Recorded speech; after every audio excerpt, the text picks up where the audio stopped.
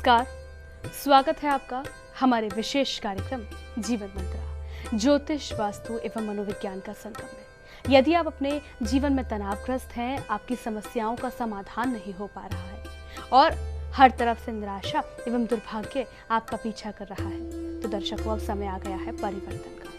मिलिए हमारे विश्व प्रसिद्ध ज्योतिषाचार्य, वास्तु गुरु एवं मनोवैज्ञानिक मार्गदर्शक डॉक्टर कृष्णकांत लवानिया जी से, जिनकी ज्योतिष और वास्तु में विश्व में 23वीं रैंक है, जिन्होंने 20 से अधिक राज्यों के राजभवनों की वास्तु की है और उत्तर प्रदेश के राज ज्योतिषी भी हैं। जंतु विज्ञान, ज्योतिष शास्त्र एवं मनोवैज्ञानिक विषय में PhD की उपाधि प्राप्त है। इनका अनुभव ज्योतिष एवं वास्तु के क्षेत्र में 23 वर्षों का है। उनके पास है आपके जीवन से जुड़ी हर समस्या का समाधान।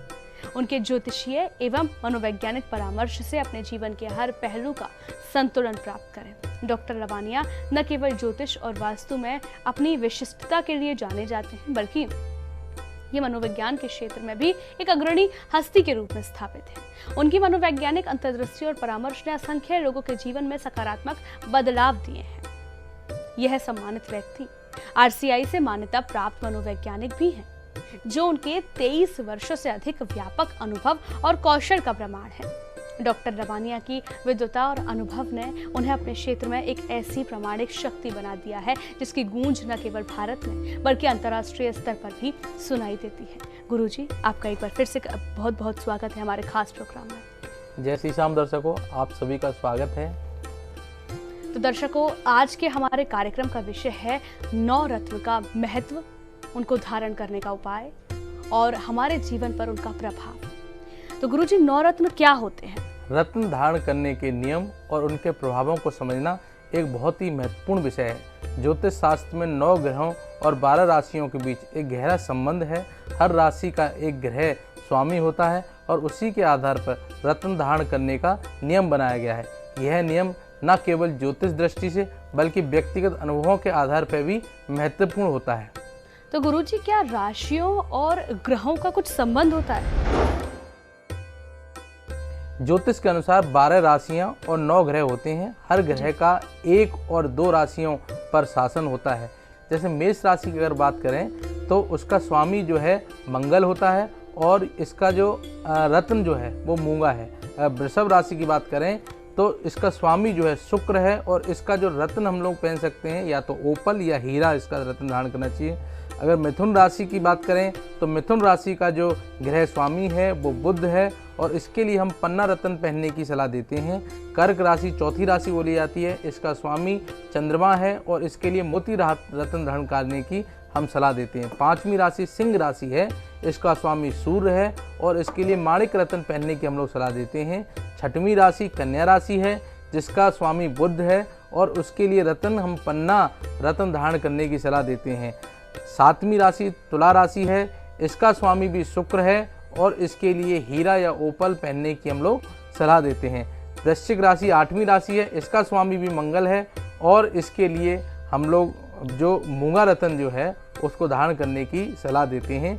9वीं राशि जो धनु राशि है, इसका स्वामी बृहस्पति है, इसके लिए हम पुखराज पहनने की सलाह देते हैं। 10वीं राशि मकर राशि है, इसका स्वामी शनि है और इसके लिए हम नीलम रत्न पहनने की सलाह देते हैं।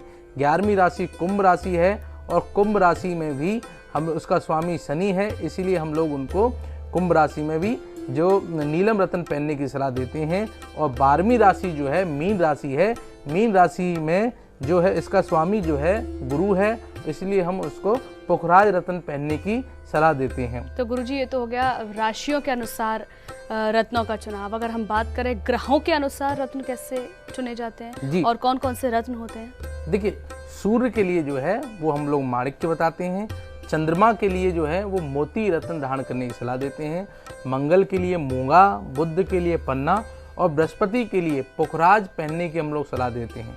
अगर शुक्र ग्रह की बात करें तो हीरा या ओपल उसमें धारण करने की सलाह देते हैं। शनि के लिए नीलम, राहु के लिए गोमेद और केतु के लिए हम लहसुनिया रत्न पहनने की सलाह देते हैं। जी, तो गुरुजी, कभी कभार देखा गया है रत्न धारण करने के बाद नकारात्मक चीजें भी होने लगती हैं। क्या इसका लाभ है और तो हानि भी होती है? देखिए आयुषी जी, हर चीज़ के कहीं ना कहीं लाभ और हानि है। अगर आप किसी व्यक्ति से मित्रता करते हैं तो कहीं ना कहीं उसके लाभ भी हैं, कहीं ना कहीं उसकी हानि है। तो ऐसे ही क्या है कि रत्न धारण करने से कई प्रकार के लाभ भी हो सकते हैं, जैसे कि स्वास्थ्य में सुधार, आर्थिक स्थिरता, मानसिक शांति और सामाजिक प्रतिष्ठा में वृद्धि। लेकिन गलत रत्न धारण करने से हानिकारक परिणाम भी हो सकते हैं, जैसे कि शारीरिक समस्याएं, मानसिक तनाव और व्यक्ति के जीवन में अस्थिरता जैसी उसको समस्याओं का अनुभव करना पड़ सकता है। यानी कि रत्न धारण करने के जहाँ लाभ हैं, तो वहीं कभी कभार गलत रत्न धारण करने से उन्हें हानि भी पहुंच सकती है। अगर मैं बात करूं आपके व्यक्तिगत अनुभव की, तो आपने अभी तक आपके पास कई लोग आए होंगे राय लेने के लिए, सलाह लेने के लिए, अपने कुंडली दिखाने के लिए, तो आपने उन्हें रत्न बताए होंगे, तो वो अनुभव आप कैसे साझा करेंगे? देखिए, ये एक अपना एक उदाहरण आपको बताएं। हमारे एक क्लाइंट हैं जो एक अधिकारी पोस्ट पर कार्यरत हैं, उनकी कुंडली में शनि की 7.5 चल रही थी और उन्होंने मुझसे नीलम रत्न धारण करने के बारे में सलाह ली। मैंने उनके चार्ट का गहन अध्ययन किया और पाया कि नीलम उनके लिए अत्यंत शुभ साबित हो सकता है। नीलम रत्न धारण करने के बाद उनके जीवन में उल्लेखनीय सुधार हुआ, उन्हें सचिव नामक प्रतिष्ठित पद प्राप्त हुआ और भारत सरकार द्वारा भी उनको सम्मानित किया गया। यानी कि कुंडली के हिसाब से रत्न धारण करना बहुत ज़्यादा ज़रूरी है, क्योंकि वो कभी कभार उल्टा साबित भी हो सकता है, दुष्परिणाम भी हो सकते हैं। अगर हम गुरुजी से जानें कि नवरत्न की सूची क्या होती है, कौन कौन से नवरत्न होते हैं और साथ ही उनके लाभ और हानि क्या होती है गुरुजी? देखिए, नवरत्न 9 प्रमुख रत्न होते हैं जिन्हें धारण करने से जीवन में विभिन्न प्रकार की समस्याओं का सामना भी करना पड़ सकता है और लाभ भी मिल सकते हैं। ये 9 रत्न और उनके स्वामी, ग्रह स्वामी जो है निम्नलिखित हैं। जैसे माणिक के जो रत्न है वह सूर्य का रत्न है। इसको पहनने से, माणिक रत्न धारण करने से आत्मविश्वास में वृद्धि, नेतृत्व क्षमता में वृद्धि और सामाजिक प्रतिष्ठा में भी वृद्धि होती है। यह आँखों, हृदय और रीढ़ की हड्डी के रोगों में लाभकारी सिद्ध होता है। अगर इसको माणिक को अगर किसी गलत रूप में धारण कर लिया या किसी गलत राशि के व्यक्ति ने धारण किया, तो गलत तरीके से माणिक धारण करने से क्रोध, अहंकार और सिरदर्द जैसी समस्याएं उत्पन्न हो सकती हैं। उच्च रक्तचाप और दिल से संबंधित रोग भी इससे बढ़ सकते हैं। इसीलिए ये सलाह दी जाती है कि जो उच्च रक्तचाप और जो दिल से संबंधित बीमारियों से पीड़ित हैं, उनको माणिक जो है अपनी कुंडली को दिखा के ही उनको पहनना चाहिए। जैसे उपयुक्त राशि सिंह राशि के जातकों के लिए यह रत्न विशेष रूप से शुभ माना जाता है। मोती जो है वो चंद्रमा ग्रह के लाभ के लिए हम लोग पहनते हैं। मोती धारण करने से मानसिक शांति, भावनात्मक स्थिरता और सौम्यता प्राप्त होती है। यह नींद, हृदय और पेट के रोगों में लाभकारी होता है। अगर इसकी हानि होने लगी, किसी गलत राशि वाले व्यक्ति ने इसको पहना, तो गलत तरीके से मोती धारण करने से मानसिक तनाव, उदासी और हानि हो सकती है। इससे व्यक्ति अधिक भावुक और कमजोर भी हो सकता है। जो कर्क राशि के जातकों के लिए हम मोती पहनने की विशेष रूप से सलाह देते हैं। कर्क राशि वालों के लिए मोती बहुत ही लाभकारी हो सकता है। अगर हम बात करें मूंगा की, तो मूंगा जो है मंगल की राशि है, उनके लिए पहनना आवश्यक है। मूंगा रत्न धारण करने से साहस, ऊर्जा और आत्मविश्वास में वृद्धि होती है। यह रक्तचाप से संबंधित और त्वचा जैसी समस्याओं में लाभकारी हो सकता है। गलत मूंगा धारण करने से व्यक्ति में क्रोध, आक्रामकता और हिंसक प्रवृत्ति उत्पन्न हो सकती हैं। यह दुर्घटनाओं और चोटों की संभावनाएं भी बढ़ा सकता है। उपयुक्त राशि जैसे हम लोग बात करें तो मेष और वृश्चिक राशियों में मूंगा रत्न धारण करना बहुत ही शुभ माना गया है। इसीलिए मेष और वृश्चिक राशि वालों को हम लोग सलाह देते हैं कि मूंगा रत्न वो धारण कर सकते हैं। पन्ना रत्न जो पहना जाता है वो बुध ग्रह के लिए पहना जाता है। पन्ना धारण करने से बुद्धि, संचार कौशल और व्यावसायिक सफलता में वृद्धि होती है। यह नर्वस सिस्टम, फेफड़ों और पेट के रोगों में भी लाभकारी है। गलत पन्ना धारण करने से या जो राशि उपयुक्त नहीं है पन्ना धारण करने के लिए, उनके जीवन में मानसिक भ्रम, संचार में बाधा और व्यापार में भी नुकसान हो सकता है। मिथुन और कन्या राशि वालों के लिए पन्ना धारण करना अत्यंत लाभकारी सिद्ध हो सकता है। पुखराज धारण करने से ज्ञान, समृद्धि और धार्मिकता में वृद्धि होती है। यह लिवर, हड्डियों और त्वचा के रोगों को ठीक करने के लिए भी लाभकारी है। अगर गलत राशि के व्यक्ति ने पुखराज धारण किया तो उसके कारण मोटापा, आलस्य और धन की हानि भी हो सकती है। इसके लिए हम सलाह देते हैं कि धनु और मीन राशियों के लिए पुखराज धारण करना विशेष रूप से लाभकारी है। हीरा या ओपल, तो हीरा या ओपल जो है शुक्र के जो राशि शुक्र ग्रह के लिए पहना जाता है। हीरा धारण करने से सौंदर्य, प्रेम और विलासिता में वृद्धि होती है। यह किडनी, गले और गुप्तांगों के रोगों के लिए भी लाभकारी होता है। गलत राशि वाले अगर इस हीरा को धारण करते हैं तो उनको धन हानि, संबंधों में खटास और मानसिक तनाव की समस्याएं भी उत्पन्न हो सकती हैं। मेरे अनुसार वृषभ और तुला राशि वालों को हीरा पहनना अत्यंत लाभकारी हो सकता है। नीलम धारण करने से न्याय, धैर्य और समृद्धि में वृद्धि होती है। यह गठिया, नसों की समस्याओं और पैर की बीमारियों में भी लाभकारी होता है।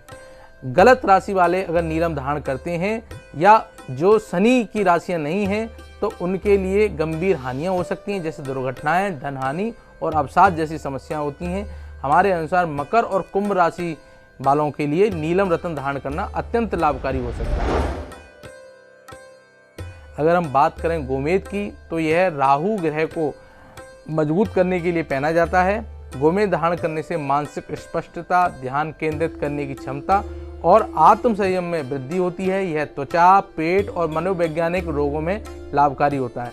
या अगर हम बात करें कुंडली के अनुसार, अगर गोमेद किसी को सूट नहीं करता और वो गोमेद धारण करते हैं तो उनमें भय, भ्रम और मानसिक अस्थिरता जैसी बीमारियां उत्पन्न हो सकती हैं।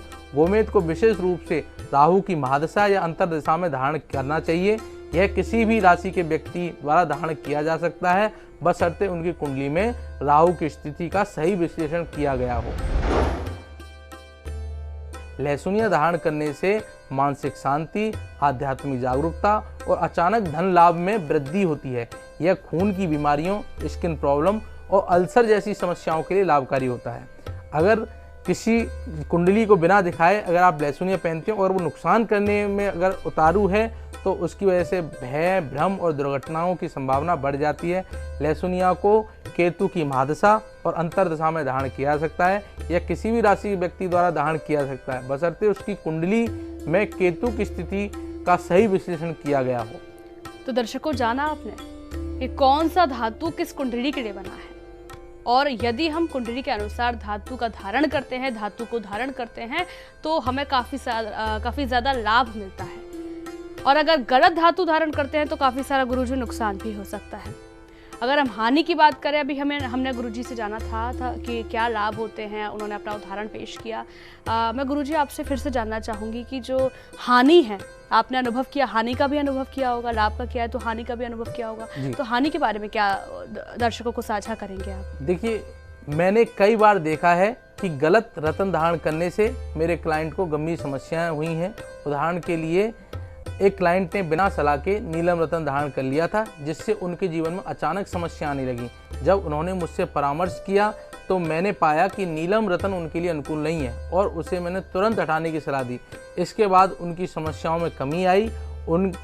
इससे यह स्पष्ट होता है कि रत्नों का चयन धारण करना या सावधानीपूर्वक उनको धारण करना बहुत ही आवश्यक है।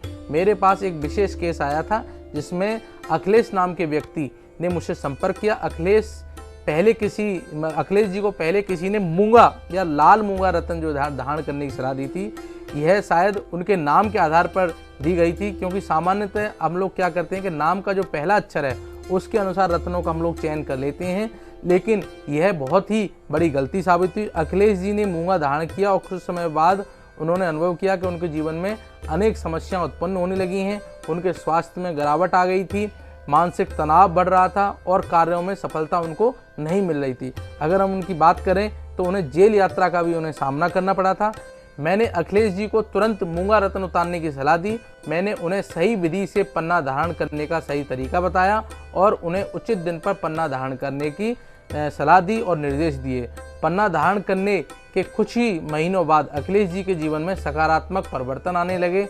उनका मानसिक तनाव कम होने लगा, उनकी सेहत में सुधार हुआ और सबसे महत्वपूर्ण बात यह है कि उन्हें सरकारी नौकरी मिली। यह नौकरी उनके जीवन में स्थायित्व और सम्मान लेने वाली थी। धीरे धीरे अखिलेश जी का नाम और ख्याति भी बढ़ने लगी। आज वह न केवल अपने क्षेत्र में सम्मानित हैं, बल्कि समाज में उनकी प्रतिष्ठा भी उच्चतम स्तर पर है।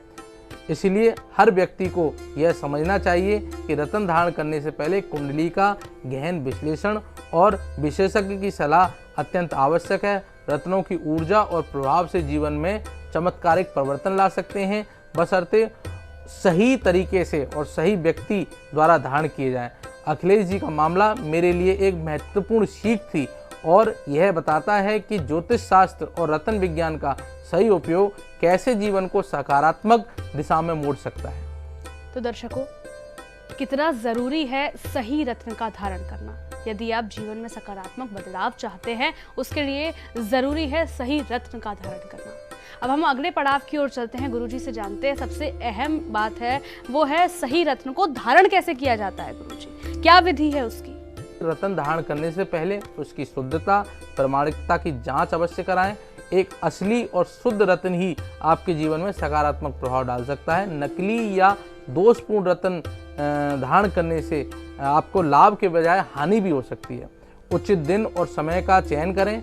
हर रत्न को धारण करने के लिए एक विशेष दिन और एक समय निर्धारित है। यह दिन और समय उस रत्न के स्वामी ग्रह से संबंधित होते हैं। उदाहरण के लिए माणिक्य को रविवार के दिन सूर्योदय के समय धारण करना अत्यंत शुभ माना गया है, जबकि नीलम को शनिवार के दिन या शाम के समय इसको धारण करना चाहिए।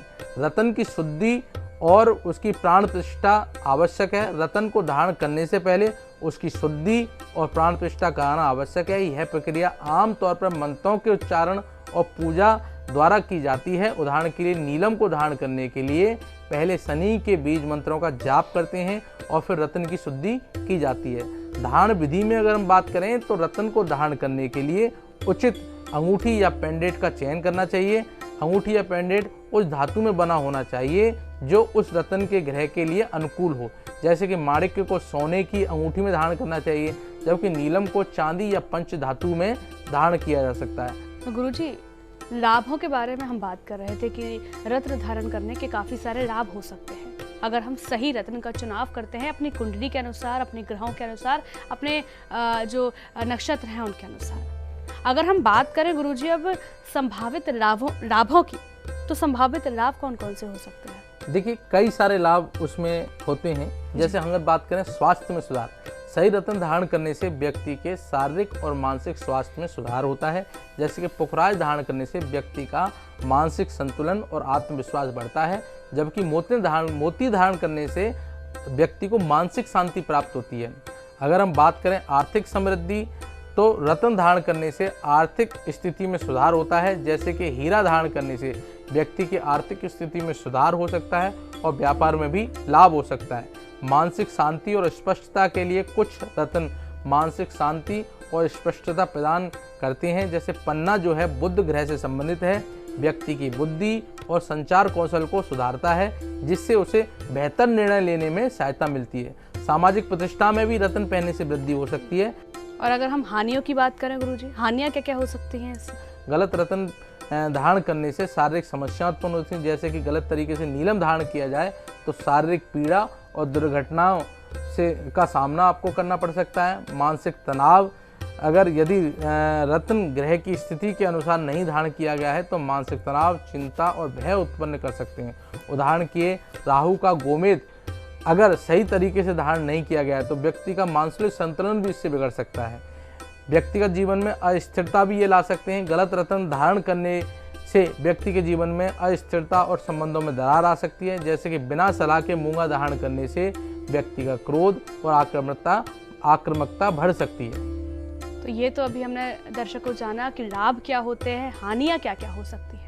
अब हम गुरुजी से जानते हैं कि सही रत्न का धारण करना हमारे जीवन में कितना जरूरी है। कैसे आप निष्कर्ष बताएंगे गुरुजी?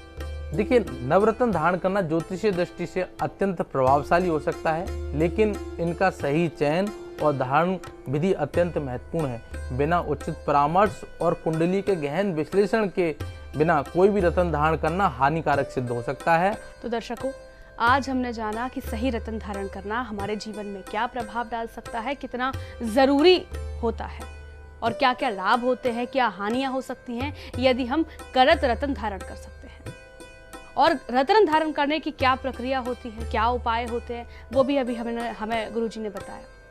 तो गुरुजी आपका बहुत बहुत धन्यवाद इस समस्त जानकारी के लिए।